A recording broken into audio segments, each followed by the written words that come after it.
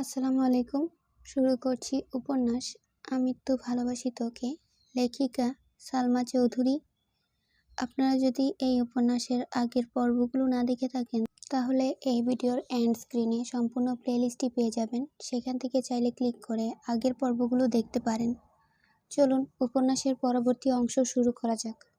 আবির নিজেই হেলমেট পরিয়ে দিয়ে বাইকে বসলো। মেঘের দিকে চাইতেই মেঘ ঘুরে গিয়ে বাইকে বসলো। আবির বাইক টান দিতেই হুমড়ি খেয়ে পড়ল আবিরের পিঠে। নিজেকে সামলে সঙ্গে সঙ্গে দু হাতে আবির ভাইয়ের কাঁধ চেপে ধরলো। আবির উচ্চস্বরে বলল, আর একদিনও তোকে ধরতে বলবো না, পরে গেলে ফেলেই চলে যাব। মেঘ চুপচাপ আশেপাশে দেখছে। কত কত কাপল ফুটপাত দিয়ে একসাথে হাঁটছে। কেউ কেউ রাস্তার পাশে দাঁড়িয়ে ফুচকা খাচ্ছে, কেউ বা শাড়ি পাঞ্জাবি পরে হাঁটছে, আর কতক মানুষ বাইকে রিক্সাতে ঘুরছে। তাদের দেখে মেঘের মনে প্রেমানুভূতি জাগ্রত হয়। খুব ইচ্ছে করছিল আবির ভাইকে পেছন থেকে জড়িয়ে ধরার, কিন্তু সাহস হয়নি। সব দ্বিধাদ্বন্দ্ব সরিয়ে আকস্মাৎ আবিরের পিঠে মাথা রাখলো মেঘ। আবির সঙ্গে সঙ্গে বাইকের গতি কমিয়ে মৃদু হেসে ঘাড় ঘুরিয়ে দেখার চেষ্টা করলো। মেঘ তা বুঝতে পেরে সহসা মুখ তুলে স্বাভাবিক হয়ে বসলো। আবিরের মুখের হাসিটা কয়েক সেকেন্ডে বিলীন হয়ে গেল। কিছুক্ষণের মধ্যে একটা বাইকের শোরুমের সামনে এসে থামলো। মেঘ উদ্বিগ্ন কণ্ঠে শুধালো, আমরা এখানে কেন আসছি? আবির নিরেট কণ্ঠে বলল, তোর ভাইয়ের জন্য বাইক কিনতে আসছি। মেঘ উত্তেজিত কণ্ঠে শুধালো, সত্যি? আবির মেঘকে নিয়ে ভেতরে ঢুকে বলল, পছন্দ কর। মেঘের উত্তেজনা নিমিষেই মিলিয়ে গেল। আস্তে করে বলল, আমি তো বাইক চিনি না, আর আমার পছন্দ ভাইয়ার কি ভালো লাগবে? আবির শক্ত কণ্ঠে বলল, তানবীরের নির্দিষ্ট কোনো পছন্দ নেই, তাছাড়া তুই ওকে গিফট করবি, এতে পছন্দ না হওয়ার কি আছে? তুই কালোর মধ্যে কয়েকটা পছন্দ কর, আমি তো আছি। মেঘ আশ্চর্য নয়নে তাকিয়ে বলল, আমি গিফট করব মানে? আবির কপাল কুঁচকে বলল, এত মানে বুঝতে হবে না। আবির ঘুরে ঘুরে বাইকের ডিটেলস বলছে আর মেঘ পছন্দ করছে। অবশেষে দুইটা বাইক নিয়ে কনফিউজ। মেঘ আবির ভাইয়ের দিকে চেয়ে ভনিতা ছাড়াই বলে উঠল, দয়া করে দুটা নেয়ার চিন্তা করবেন না প্লিজ। আবির মেঘের মুখোমুখি হয়ে ছোট করে বলল, আমারটা রেখে এই দুইটা নিয়ে নেই। মেঘ চিৎকার দিয়ে উঠল, না, আপনারটা আমার অনেক পছন্দ। আবির মৃদু হেসে সাইডে গিয়ে বসলো। মেঘকে বলল তানবীরকে কল দেওয়ার জন্য।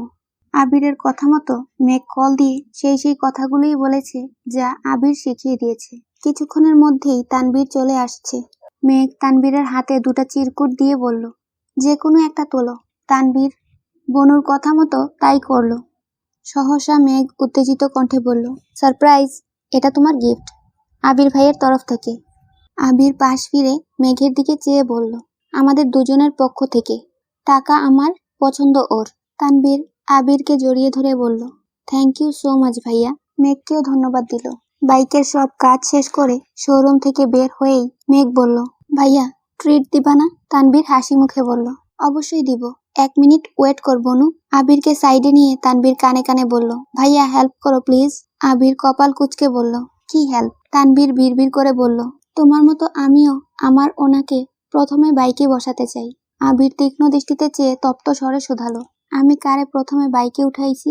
তানবীর ঠাট্টার স্বরে বলল, আমার সামনে ঢং করো না ভাইয়া। আমার বাইকে উঠাতে হবে বলে একা একা বাইক কিনে নিয়ে গেছো। মিম আদিকে বাইকে ঘোরাবা দূরের কথা, আমায় বাইক ছুতেও দাওনি। বনুরে নিয়ে সর্বপ্রথম বাইকে ঘুরছো, বনুরে নিয়ে ঘোরার কয়েকদিন পর আমারে তোমার বাইকে প্রথম উঠতে দিছো। কি ভাবছো আমি জানি না? তুমি যেদিন প্রথম বনুরে নিয়ে ঘুরছো সেদিনই আমার বন্ধু আমায় বলছে।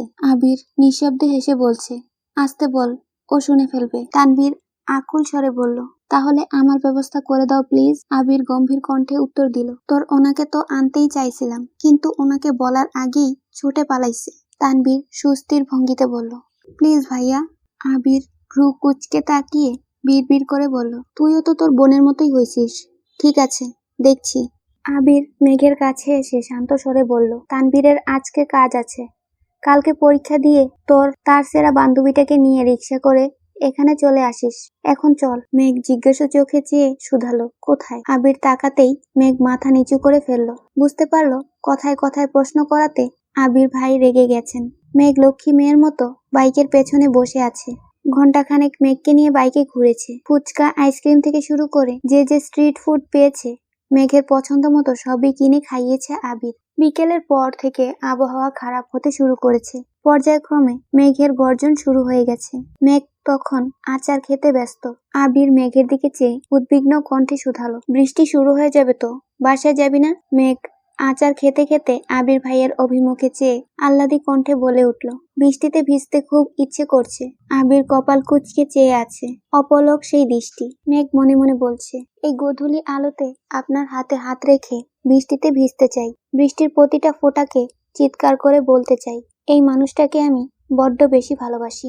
আমার কল্পনার জগতে আবির ভাই শুধুই আমার। আবির কপাল কুঁচকে তাকিয়ে থেকেই শক্ত কণ্ঠে বলল, বৃষ্টিতে ভিজে নিজের কি হাল করেছিলি মনে নেই? মেঘ একগাল হেসে উত্তর দিল, এবার আর এমন হবে না, কারণ আপনি। আবির গম্ভীর কণ্ঠে প্রশ্ন করল, আমি কি? মেঘ মাথা নিচু করে মুচকি হেসে বলল, কিছু না। ধীরে ধীরে বৃষ্টি পড়া শুরু হয়ে গেছে। আবির আশেপাশে দেখছে। মেঘ হাত থেকে ঘড়ি খুলে ব্যাগে রেখে আবির ভাইকে ব্যাগটা দিয়ে বলল, আবির ভাই, ব্যাগটাকে রেইনকোট দিয়ে ঢেকে রাখবেন প্লিজ। মেঘের কথায় আবির নির্বোধের ন্যায় মেঘের দিকে চেয়ে ঠোঁটের কোণে হাসি রেখে বলল, রেইনকোট পরা দরকার তোর, আর তুই তোর ব্যাগকে রেইনকোট পরাতে বলছিস? মেঘ হাসি মুখে বলল, বই খাতা ভিজলে তো পড়তে পারবো না, আমি ভিজলে তো সমস্যা। এতটুকু বলতেই আবিরের চোখে চোখ পড়ল মেঘের। আবির তীক্ষ্ণ দৃষ্টিতে চেয়ে আছে। মেঘ আস্তে করে বলল, নেই। আবির কণ্ঠ দ্বিগুণ ভারী করে জানালো, ভিজতেছিস ভিজ, জ্বর যদি হয় তাহলে তোর খবর আছে, বলে দিলাম। সমস্যা আছে কি নেই সেটা তখন বোঝাবো। মেঘ বিড়বিড় করে বলল, আগে আপনার সাথে বৃষ্টি উপভোগ করে নেই, তারপর প্রয়োজনে জ্বর সর্দি উপভোগ করে নেব। বৃষ্টি বাড়তে শুরু করেছে। মানুষ ছোটাছুটি করছে। আবির আর মেঘ দাঁড়িয়ে মানুষের ছোটাছুটি দেখছে। একসময় ভারী বর্ষণ শুরু হয়েছে। দুজনের সর্বাঙ্গ ভিজে একাকার অবস্থা, কিন্তু কেউ যেন এক চুল নড়ছে না। মেঘ আকাশের পানে মুখ করে চোখ বন্ধ করে বৃষ্টি উপভোগ করছে, আর আবির সেই মায়াবী মুখের অভিমুখে নেশাক্ত চোখে চেয়ে আছে, ঠোঁটের কোণে এক চিলতে হাসির ঝলক। মেঘ আকাশের পানে চেয়ে চেয়ে মনে মনে কত কিছু চেয়ে ফেলছে, তা আবিরের অজানা। মেঘের খুব ইচ্ছে করছে আবির ভাইয়ের হাতে হাত রেখে বৃষ্টিতে হাঁটার, কিন্তু আবির ভাইয়ের হাত ধরার সাহস তো ছোট্ট অষ্টাদশীর এখনো হয়নি। তারপর ভাবলো, পাশাপাশি হাঁটতে পারলেই মনে শান্তি লাগবে। মেঘ কিছু সময় পর স্বাভাবিক হয়েছে। তৎক্ষণাৎ আবির দৃষ্টি সরিয়ে কিছুটা নড়েচড়ে উঠল। মেঘ আবিরের দিকে চেয়ে আহ্লাদি কণ্ঠে বলল, চলুন না হাঁটি। মেঘের কথা শুনে আবির সহসা 2 কদম এগিয়েছে। মেঘ তখনও আগের জায়গাতেই দাঁড়িয়ে আছে। আবির নিজের বাম হাত বাড়িয়ে বলল, হাতটা ধর, না হয় কখন আবার বৃষ্টিতে পা পিছলে পড়ে যাবি। কথাটা বলতে দেরি হয়েছে, কিন্তু আবিরের হাত খপ করে ধরতে 1 সেকেন্ড দেরি করেনি মেঘ। এমনভাবে হাত আঁকড়ে ধরা দেখে আবির সামনের দিকে চেয়ে মুচকি হাসল।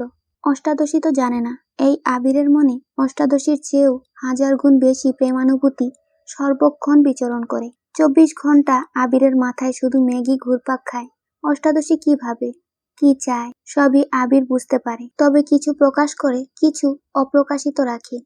রাজপুত্র আর রাজকন্যা হাতে হাত রেখে পাশাপাশি হাঁটছে। আবিরের দৃষ্টি সামনের দিকে থাকলেও মেঘের সম্পূর্ণ দৃষ্টি আবিরে নিবদ্ধ। ঠোঁটের কোণে লেগে থাকা হাসি যেন সরছেই না, বরং ক্রমে ক্রমে বেড়েই যাচ্ছে। মেঘের বুকের ভেতরে থাকা সুপ্ত ভালোবাসাগুলো কোনো বাধা মানতে চাইছে না। এই বৃষ্টিসিক্ত গোধূলিতে প্রকৃতিকে সাক্ষী রেখে বলতে ইচ্ছে করছে, এই মানুষটাকে আমার চাই, সম্পূর্ণ আমার করে পেতে চাই। মেঘ হিজিবিজি ভাবতে ভাবতেই আকস্মাৎ রাস্তার পাশে থাকা গাছের শেকড়ের সাথে হোঁচট খেয়ে উপর হয়ে পড়তে গেল। আবিরের বাম হাতে থাকা মেঘের হাতটা আবির শক্ত করে ধরে সহসা ডান হাতে মেঘের পেট বরাবর আঁকড়ে ধরল। কয়েক সেকেন্ডের জন্য মেঘের মনে হচ্ছিল পৃথিবীটা বুঝি থমকে গেছে।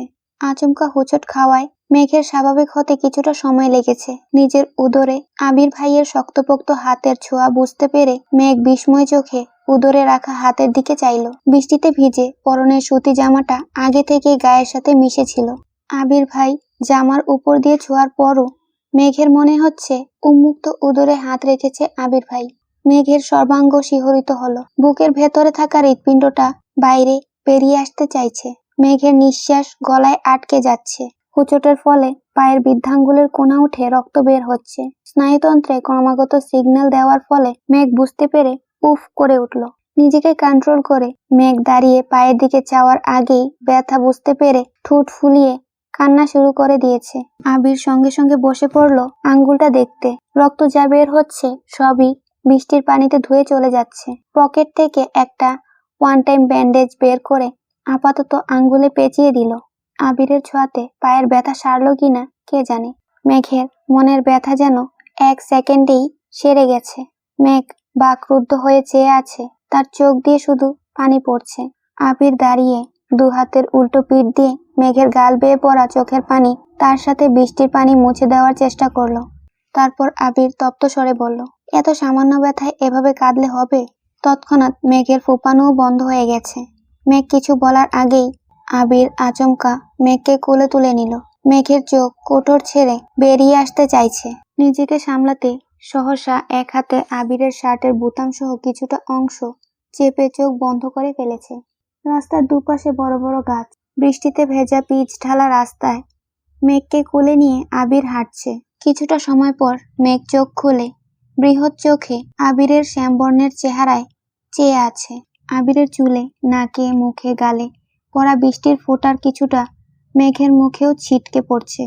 মেঘ ধীর কণ্ঠে বলল, নামিয়ে দেন, আমি যেতে পারবো। আবির ভাইয়ের এভাবে কোলে তুলে নেওয়াতে মেঘের সর্বাঙ্গে কারেন্টের শক খেয়েছে। এই মানুষটা কাছাকাছি আসলে যেখানে মেঘের হৃৎপিণ্ডের ধুকপুকানি বেড়ে যায়, সেখানে এভাবে কোলে তুললে তার সবকিছু যেন এলোমেলো হয়ে যাচ্ছে। তাই মন না চাইতেও আবিরকে বলল নামিয়ে দিতে। আবির নিরেট কণ্ঠে বলল, চুপ করে থাক। মেঘ নিশ্চুপ হয়ে আবির ভাইকে দেখছে। ধমক খেয়ে মন খারাপ হওয়ার বদলে তার ঠোঁটে মিষ্টি হাসি লেগে আছে। কিছু দূর যাওয়ার পর একটা চায়ের দোকানের কাছে গিয়ে পিচ্ছি ছেলেকে ডেকে বলল চেয়ার দিতে। খোলা আকাশের নিচে ছেলেটা চেয়ার দিল। আবির মেঘকে বসাতেই মেঘ বলল, আপনি তখন না ধরলে পরে নিশ্চিত আমার মাথা ফাটতো। আবির শক্ত কণ্ঠে জবাব দিল, এত সহজে তোর কিছু হতে দেব না। পরিস্থিতি যতই বেসামাল হোক, আমি ঠিকই তোকে সামলে রাখবো। এই কথা শুনে মেঘ বিস্ময় চোখে আবির ভাইয়ের পানে চেয়েছে। কথার গভীরতা ঠিক কতটা সেটা বুঝতে না পারলেও কথাটা তার খুব মনে ধরেছে। বৃষ্টি কিছুটা কমে এসেছে। আবির শান্ত কণ্ঠে বলল, চা খাবি? মেঘ ঘাড় কাত করে সম্মতি দিল। বেশি করে আদা কুচি দিয়ে 2 কাপ লিকার চা নিয়ে আসছে। 1 কাপ মেঘকে দিয়ে আবির কিছুটা দূরে দাঁড়িয়ে চা খাচ্ছে। মেঘ চা খাওয়ায় মনোযোগ দিল। বৃষ্টিতে বসে এভাবে চা খাওয়া এটাই জীবনের প্রথমবার। বৃষ্টির ছোট ছোট ফোঁটা চায়ের কাপে পড়ছে আর মেঘ আপন মনে চা খাচ্ছে। হঠাৎ মেঘের অভিমুখে আবির কেমন করে চাইল। আবির মিহি কণ্ঠে ডাকলো, মেঘ। আচমকা আবির ভাইয়ের সুমধুর কণ্ঠে নিজের নাম শুনে মেঘ বরফের ন্যায় জমে গেল। আবিরের তপ্ত দৃষ্টি মেঘের হৃৎপিণ্ডে ক্রমাগত ছুরি চালাচ্ছে। এই বুঝি ছোট্ট অষ্টাদশীর প্রাণটা দেহ ছেড়ে বেরিয়ে যাবে। মেঘ কাঁপা কাঁপা কণ্ঠে জবাব দিল, জি। আবির তখনও শীতল চাহনিতে মেঘের মুখের দিকে তাকিয়ে থাকে। কয়েক সেকেন্ড পর রোগারো কণ্ঠে শুধালো, যদি কখনো এমন হয় তোর জীবনের সবচেয়ে প্রিয় 2টা জিনিস থেকে যে কোনো একটা বেছে নিতে বলা হয়, তখন তুই কি করবি? আবির ভাইয়ের বলা এত কঠিন কথার মানে মেঘ বুঝতে পারছে না। কপাল গুজিয়ে আবির ভাইয়ের দিকে চেয়ে কথাটা বোঝার চেষ্টা করছে। আবির কণ্ঠ খাদে নামিয়ে পুনরায় প্রশ্ন করলো, পারবি তো একটাকে বেছে নিতে? মেঘ নির্লিপ্ত চোখে তাকিয়ে আছে। মেঘের মাথায় হাজারো চিন্তা ঘুরপাক খাচ্ছে। আবির ভাই তাকে এমন করে কেন জিজ্ঞেস করছে?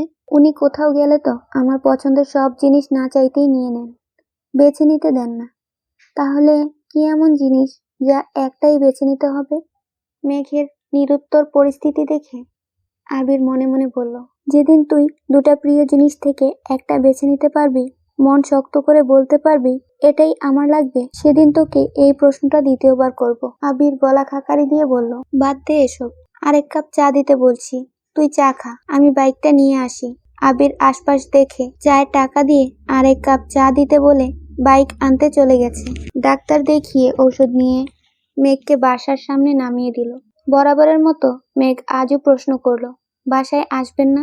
আবির মৃদু হেসে উত্তর দিল, আসবো একটু পর, তুই সাবধানে রুমে যাস, আঙ্গুলে চাপ যেন না পড়ে। মেঘ ধীর পায়ে হেঁটে বাড়িতে ঢুকে গেল। আবির চলে গেল অজানা গন্তব্যে। আজ মেঘ ইচ্ছে করেই একটু সাজগোজ করেছে। চোখে গাঢ় করে কাজল দিল, হালকা গোলাপি রঙের রঞ্জক লাগিয়েছে ঠোঁটে। আবির ভাইয়ের পছন্দের রং অনুসরণ করে একটা সাদা রঙের ড্রেস পরেছে, সাথে সুন্দর হিজাবও পরে নিয়েছে। হুটহাট আবির ভাই কোচিংয়ের সামনে চলে আসে বিধায় সে সাদামাটাই ঘুরে। তবে আজ আবির ভাইয়ের সাথে ঘুরবে এটা সে আগে থেকেই জানে, তাই সেজেছে। পরীক্ষা শুরুর আগেই বন্যাকে বলেছে তানভীর ভাইয়ার ট্রিটের কথা, তবে বন্যা কোনোভাবেই রাজি হচ্ছিল না। মেঘ জোর করে রাজি করিয়েছে। যথারীতি পরীক্ষা শেষে দুই বান্ধবী রিক্সা করে নির্দিষ্ট জায়গাতে চলে এসেছে। আবির আর তানভীর আগে থেকেই দাঁড়িয়েছিল। মেঘ দূর থেকে আবিরকে দেখেই একগাল হাসল। কাজল কালো সেই ডাগর ডাগর আঁখি আর অকৃত্রিম মায়াবী হাসি দেখে আবিরের মন উতলা হয়ে উঠেছে। অন্তঃস্থলে শিহরণ জাগছে, বক্ষস্পন্দন জোরালো হচ্ছে। আবির ঢোক গিলে স্বাভাবিক হওয়ার চেষ্টা করছে, কিন্তু তার দৃষ্টি যেন সরছেই না। আবিরের অশান্ত মনকে শান্ত করার সকল ক্ষমতা বিলীন হয়ে গেছে। আবির মনে মনে বিড়বিড় করছে, আমায় ধ্বংস করতে কেন উঠে পড়ে লেগেছিস? মেঘরা নামতেই তানভীর রিক্সা ভাড়া দিয়ে দিল। শান্ত কণ্ঠে শুধালো, আসতে সমস্যা হয়নি তো কোনো? দুজনেই মাথা নেড়ে না করলো। তানভীর বন্যার দিকে চেয়ে ছোট করে বলল, কংগ্রেচুলেশন। বন্যা হেসে উত্তর দিল, থ্যাংক ইউ। তানভীর আবিরকে ডাকলো, ভাইয়া চলো। তানভীরের ডাকে আবির স্বাভাবিক হলো, দীর্ঘশ্বাস ছেড়ে বলল, চল। কাছেই একটা রেস্টুরেন্টে গেছে খেতে। খাওয়ার ফাঁকে ফাঁকে আবির শুধু মেঘকে দেখছে। মেঘ তাকালেই দৃষ্টি সরিয়ে নিচ্ছে। এই চোখে জাদু আছে, যা এই শ্যামবর্ণের সুঠামদেহী পুরুষকে মুহূর্তে দুর্বল করে দিয়েছে। না পারছে দীর্ঘ সময় ওই চোখে চেয়ে থাকতে, আর না পারছে নিজেকে সংযত রাখতে। অন্যদিকে বন্যা আর তানভীরেরও কয়েকবার চোখাচোখি হয়েছে, তবে চোখে চোখ পড়তে দুজনেই সঙ্গে সঙ্গে চোখ নামিয়ে নিয়েছে। বন্যা সবুজ রঙের একটা ড্রেস পরেছে, সাথে হিজাব পরা। এত সাজগোজ নেই, দেখতে খুবই সাদামাটা। গায়ের রং ফর্সা হলেও সেটা মেঘের তুলনায় কিছুটা চাপা। ঠোঁটে হালকা লিপস্টিক আছে। উচ্চতায়ও মেঘের তুলনায় 1 ইঞ্চি কম হবে। হাসিটা মাত্রা অতিরিক্ত সুন্দর, তবে সচরাচর মেয়েটা হাসে না। বেশিরভাগ সময় সিরিয়াস মুডেই থাকে। খাওয়া শেষে বেরিয়েছে সবাই। মেঘ আর বন্যা দুজনেই তানভীরকে ধন্যবাদ জানালো ট্রিটের জন্য। আবির একবার তানভীরের দিকে চেয়ে চোখ দিয়ে কিছু ইশারা করলো। তারপর আবির গম্ভীর কণ্ঠে বলল, তানভীর, আমি মেঘকে নিয়ে বাসায় যাচ্ছি। তুই বন্যাকে বাসায় পৌঁছে দিয়ে তারপর যেখানে ইচ্ছে যাবি। তানভীর স্বাভাবিক কণ্ঠে জানালো, ঠিক আছে ভাইয়া। মেঘ বন্যাকে টাটা দিয়ে বাইকে বসলো। আবির দেরি না করে মেঘকে নিয়ে জায়গা ত্যাগ করলো।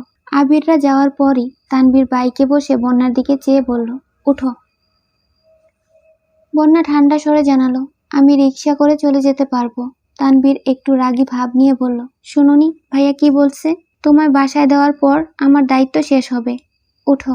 বন্যা আর কথা বাড়ালো না। হেলমেট পরে মাঝখানে জায়গা রেখে বাইকে বসলো। পেছন দিকে ধরে রেখেছে। তানভীর জীবনে প্রথম মেয়েকে নিয়ে বাইক চালাচ্ছে, তাই কিছুটা ভয়ে আছে। এজন্য এত জোরে বাইক চালাচ্ছে না। কিছুটা যাওয়ার পর রাস্তার পাশে বাইক রেখে বলল, তুমি একটু দাঁড়াও, আমি আসছি। বন্যা সাইডে দাঁড়িয়ে আছে। কিছুক্ষণ পর বেরিয়ে তানভীর একটা শপিং ব্যাগ বন্যার দিকে এগিয়ে দিল। বন্যা জিজ্ঞাসু চোখে চেয়ে বলল, এতে কি? তানভীর শান্ত স্বরে বলল, তোমার রেজাল্টের গিফট। বন্যা কোনোভাবেই নিতে রাজি হচ্ছে না। বাধ্য হয়ে তানভীর ধমক দিল, বলছি নিতে নাও। বন্যা ভয়ে কিছুটা কেঁপে উঠল। কাঁপা কাঁপা হাতে ব্যাগটা নিয়ে ছোট করে বলল, থ্যাঙ্কস। তানভীর মৃদু হেসে আবার বাইকে বসলো। পিচ ঢালা রাস্তায় বাইক চলছে। বন্যা নীরব, শান্ত মেয়ের মতো চুপচাপ বসে আছে। নীরবতা ভেঙে তানভীর বলল, গতকাল ভাইয়া আর বনু মিলে আমায় এই বাইকটা গিফট করেছে। কেমন হয়েছে বলো তো? বন্যা হাসি মুখে উত্তর দিল, অনেক সুন্দর হয়েছে। তানভীর পুনরায় বলল, তার জন্যই আজকে ট্রিট দিলাম। বন্যা এবার মৃদু স্বরে শুধালো, আমায় ট্রিট দেওয়ার কি প্রয়োজন ছিল? আমি তো। এতটুকু বলতেই তানভীর বলল, তোমাকে দেওয়ার প্রয়োজন ছিল। ওই দিন তোমাদের বাসায় খেয়ে আসলাম। তাছাড়া তুমি বনুর বেস্ট ফ্রেন্ড, আর আমাকে যেভাবে ভাইয়া ভাইয়া ডাকো, আমি তো মাঝে মাঝে কনফিউজ হয়ে যাই যে আমি কার ভাই। কথাগুলো শুনে বন্যা কিছুটা লজ্জা পেল, তারপর স্বাভাবিক থাকার চেষ্টা করলো। এর মধ্যে বন্যাদের বাসার গলি পর্যন্ত চলে এসেছে। বন্যা তাড়াহুড়ো করে বলল, ভাইয়া এখানে নামিয়ে দেন প্লিজ। তানভীর বাইক থামিয়ে বলল, আবার? বন্যা হেলমেট খুলতে খুলতে তপ্ত স্বরে বলল, সরি তানভীর ভাই, এখান থেকে হেঁটেই যেতে পারবো। কেউ দেখলে সমস্যা হবে। সমস্যা বুঝতে পেরে তানভীর স্বাভাবিক কণ্ঠে বলল, সাবধানে যেও। আর পড়াশোনা করো ঠিক মতো। আল্লাহ হাফেজ।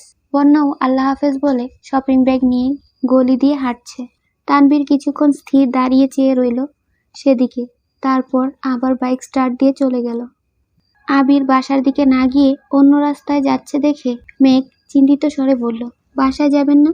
আবির কঠিন স্বরে জবাব দিল, বাসায় যাওয়ার এত তাড়াতাড়ি কিসের তোর? মেঘ আর কিছু বলল না। আবির ভাইয়ের কাছাকাছি তো সেও থাকতে চায়, কিন্তু তানভীরের সামনে আবির বলেছে বাসায় চলে যাবে, এজন্যই মেঘ জিজ্ঞাসা করেছিল। আবির মেঘকে নিয়ে একটা পার্কে এসেছে। পার্কে মানুষের ভিড় দেখে আবির কিছুটা ভীত হলো। মেঘের দিকে চেয়ে বলল, ঢুকবি নাকি অন্য কোথাও যাব? মেঘ একগাল হেসে উত্তর দিল, এসেছি যখন তাহলে ঢুকি, ভালো না লাগলে চলে যাবনে। আবির মেঘের হাত ধরে হাঁটছে। মেঘ আশেপাশে তাকাচ্ছে আর বারবার আবির ভাইয়ের শক্ত করে ধরে রাখা হাতের দিকে তাকাচ্ছে। এমন ভাবে হাত ধরে রেখেছে যেন ছেড়ে দিলেই তার প্রেয়সী হারিয়ে যাবে বহু দূরে। মেঘ সেই হাত ধরা দেখে গতকালের ন্যায় বারবার লজ্জায় আড়ষ্ট হচ্ছে। মেঘ চারপাশে তাকিয়ে দেখছে কত কত মানুষ। কেউ কেউ পরিবার নিয়ে এসেছে, ছোট বাচ্চা নিয়ে এসেছে। বন্ধুরা মিলে ছবি তুলছে, আড্ডা দিচ্ছে। বেশ কয়েকটা কাপলও দেখেছে হাতে হাত রেখে হাঁটছে। সেসব দেখে মেঘেরও নিজেকে আবির ভাইয়ের প্রেমিকা মনে হচ্ছে। এটা ভাবতেই লজ্জায় দুগাল লাল হয়ে গেছে। ঠোঁটের মুচকি হাসি যেন সরছেই না। একটা ফাঁকা ব্রেঞ্চ দেখে আবির মেঘকে ইশারা দিল বসার জন্য। আবির কিছুটা দূরে থেকে একটা আইসক্রিম নিয়ে আসছে। মেঘকে আইসক্রিম দিয়ে মেঘের থেকে কিছুটা দূরে বসেছে আবির। মেঘ আপন মনে আইসক্রিম খাচ্ছে। একবার আবির ভাইকে দেখছে, আবার আশপাশ দেখছে। আবির আচমকা ডেকে উঠল, তাকা এদিকে। হঠাৎ ডাকায় মেঘ কিছুটা কেঁপে উঠেছে। তারপর স্বাভাবিকভাবে ঘাড় ঘুরিয়ে আবির ভাইয়ের দিকে তাকালো। আবির ভ্রু কুঁচকে চিন্তিত স্বরে বলল, এভাবে সেজেছিস কেন? মেঘ মুখ ভোঁতা করে আবির ভাইয়ের দিকে তাকিয়ে আছে। কয়েক মুহূর্ত পর বলল, কই সাজছি, শুধু কাজল আর।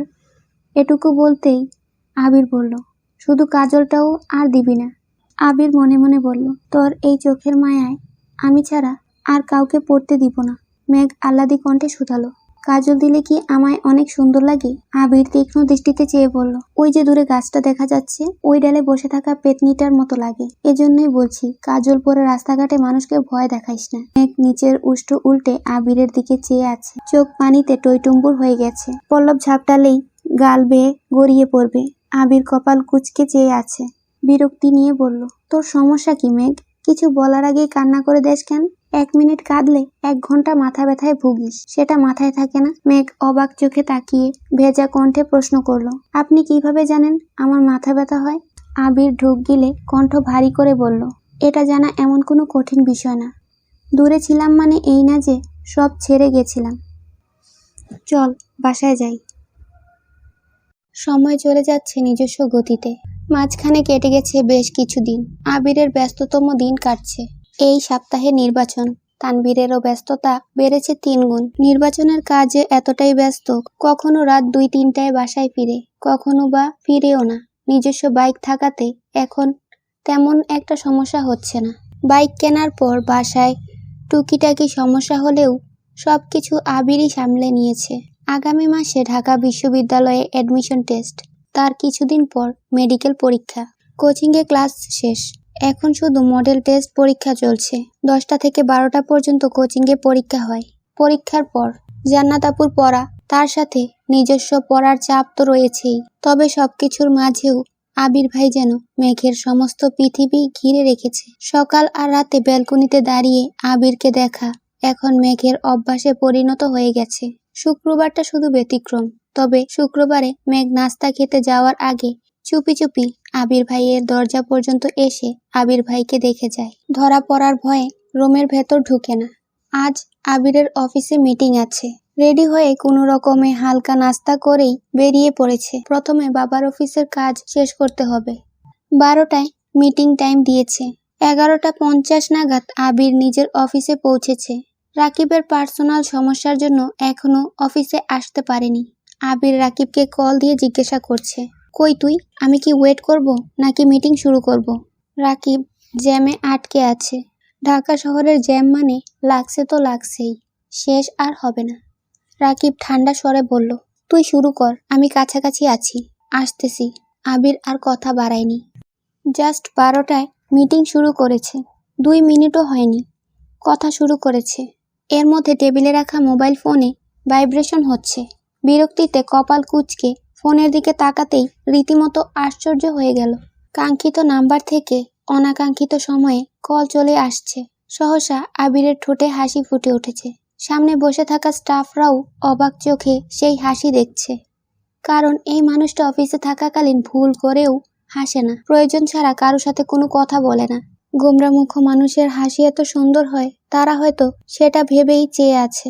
আবির ফোন হাতে নিয়েছে। ফোনের স্ক্রিনে নাম ভেসে উঠেছে, হৃদয় হরণী, সাথে একটা হাস্যোজ্জ্বল ছবি। নাম্বারটা আরো 1 বছর আগে থেকেই সেভ করা ছিল আবিরের ফোনে, কিন্তু এই প্রথমবার কল আসছে। আবির সবার উদ্দেশ্যে এক্সকিউজ মি বলে কলটা রিসিভ করে। বুকের ভেতর হৃৎপিণ্ডটা খুশিতে ধুকপুক করছে। আবির কিছু বলার আগেই ওপাশ থেকে কান্নার শব্দ ভেসে আসে। 1 সেকেন্ডেই আবিরের হাসি গায়েব হয়ে গেছে। বুকের ভেতরটা মোচড় দিয়ে উঠেছে। ফোনের ওপাশ থেকে কান্না জড়িত কণ্ঠে ডাকলো, আবির ভাই। এই ডাকে আবিরের হৃদয় ভেঙে বিচূর্ণ হয়ে যাচ্ছে। কপাল কুঁচকে পুরো কণ্ঠে প্রশ্ন করলো, কি হয়েছে তোর? কান্নার তোপে কথা বলতে পারছে না, ঘন ঘন শ্বাস নিচ্ছে। আবির পুনরায় ডাকলো, এই মেঘ, কি হয়েছে তোর?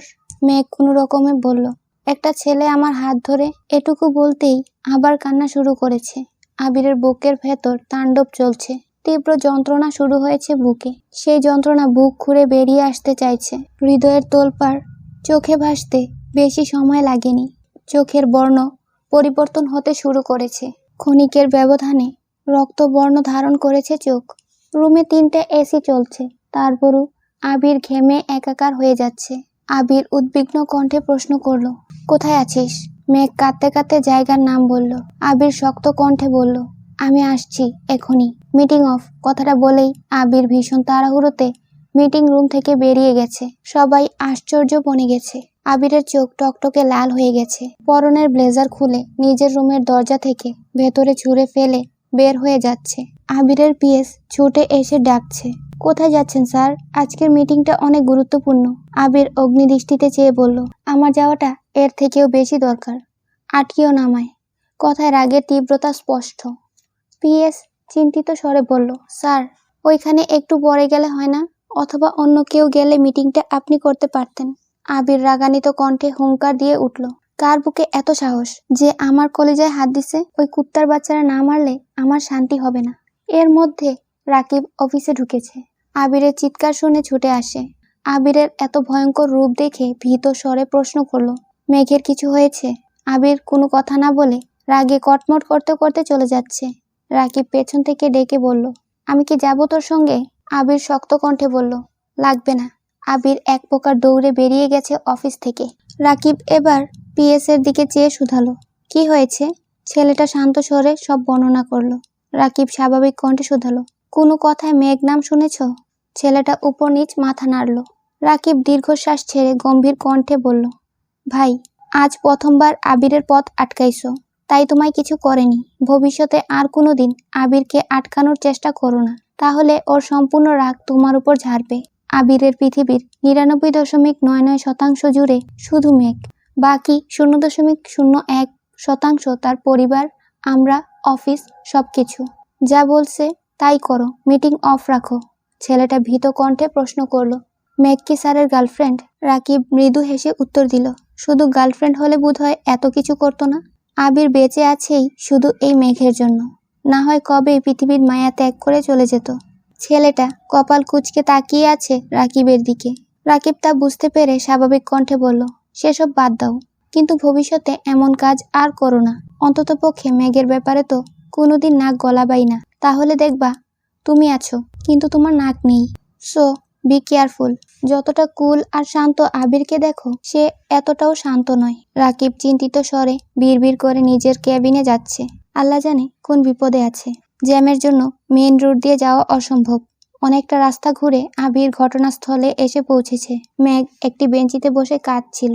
আশেপাশে 2-3টা লোক দাঁড়িয়ে আছে। আবিরকে বাইক থেকে নামতে দেখে মেঘ দৌড়ে গিয়ে আবিরকে জড়িয়ে ধরে হাউমাউ করে কান্না শুরু করেছে। একটা মেয়ের মনের বিরুদ্ধে কোনো কিছু ঘটলে সেটার বহিঃপ্রকাশ ঘটে আপন মানুষের সামনে। মেঘের ক্ষেত্রেও এমনটাই ঘটেছে। আবিরকে দেখে যেন নিজের প্রাণ ফিরে পেয়েছে, তাই সব শক্তি ঢেলে কাঁদছে। আবির এক হাতে হিজাবের উপর দিয়ে মেঘের মাথা আঁকড়ে ধরে রেখেছে, অন্য হাত মুষ্টিবদ্ধ করে দাঁতে দাঁত চেপে আছে। নিজের সবটা রাগ হজম করে শান্ত স্বরে বলল, কিছু হবে না, আমি আছি তো, একটু শান্ত হ প্লিজ। কয়েক মুহূর্ত চলে এই বাধাহীন কান্না। কিছু সময় পর মেঘ বুঝতে পারে এভাবে আবির ভাইকে জড়িয়ে ধরা ঠিক হয়নি। সঙ্গে সঙ্গে মেঘ নিজে থেকে সরে দাঁড়ায়। মেঘের কান্নাজড়িত মুখ আবিরের সত্তাকে নাড়িয়ে দিয়েছে। মেঘের চোখ মুখ ফুলে গেছে, সারা মুখে রক্তচাপ বেড়ে গেছে, যার ফলে গাল, নাক, থুতনি সব লাল হয়ে আছে।